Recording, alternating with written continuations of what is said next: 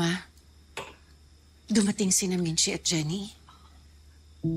Nabuking ka ba nila? I denied. And Karina supported me. Hindi ako pwedeng kasuhan ni Minchi dahil wala siyang ebidensya. At alam mo ba, ready si Karina na akuin ang lahat ng kasalanan. Paano kung imbestigahan nila si Karina?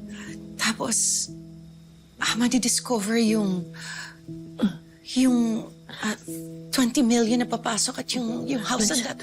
Plansyado ng lahat. Inayos ko na yan. Cash. Ibibigay ang pera para walang paper trail. Ang house and lot, ilalagay sa pangalan ng iba. Palalabasin na nagre-renta lang sila.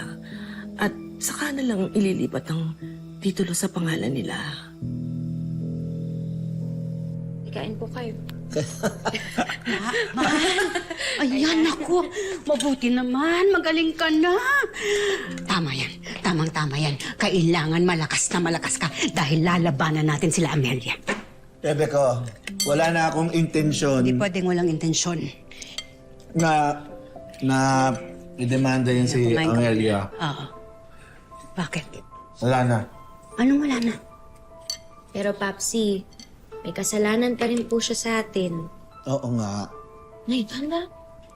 May kasalanan nga siya. Pero ano yun, sasayangin natin yung oras natin sa pagkalap ng mga ebidensya? Ha? Anak, malaking laban yun. Hindi natin kaya yun. Pero, Peri. Wala nang pero-peri. Walang pero-pero. Alam mo kasi, ayokong sayangin yung oras natin sa pagkalap ng mga ebidensya na sigurado akong nilinisan niya yung mga bakas sa mga kakuntsaba niya. Kumain ka muna. At saka, yan si Karina na yan, ayoko na rin siyang idemanda. Ayoko na siyang idemanda, pati si Amelia. Ayoko na rin siyang idemanda kasi nakakaawa naman yung tao. Matanda na, tapos magdudusa pa siya sa loob ng kulungan. Hindi tayo ganon. Basta ako, kahit na maubos lahat ng oras ko, kahanap ng ebidensya, gagawin ko talagang lalabanan ko yung Amelia mo. Ako naman po sumasang-ayon po ako kay nanay doon. Siyempre po, masakit po yun para kay Megan na makukulong si Ma'am Amelia. Siyempre, mawawalan siya ng lola eh. Kung ako lang po na sabihin natin na ako po yung naging apo ni Ma'am Amelia, siyempre masasaktan din po ako dun. Pero kailangan niya pong managot sa ginawa niya sa inyo. Ang lungkot na lungkot ako. Si Jenny, galit siya sa akin. Sarili kong apo, pinagtabuyan ako. Sakit. Sakit pala. Huwag na huwag niyo ho akong tatawaging apo. Dahil hindi ho tayo magkaano-ano. Nirespeto ko ho kayo. Dahil akala ko mabuti kayong tao. Pero ngayon ho, kitang-kita ko na po yung tunay ng pagkatao, Ma'am Amelia. At hindi ko po gugustuhin maging lola kayo. I'm sorry to hear that, Mama. Hindi ko pinagsisisihan na prinotektahan ko si Megan.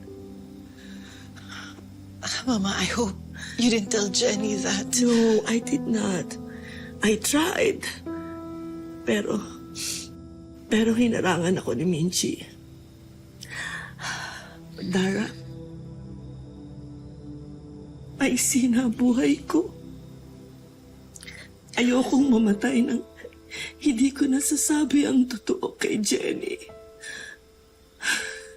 Kailangan malaman ni Jenny na anak siya ni Tio. At apo ko siya.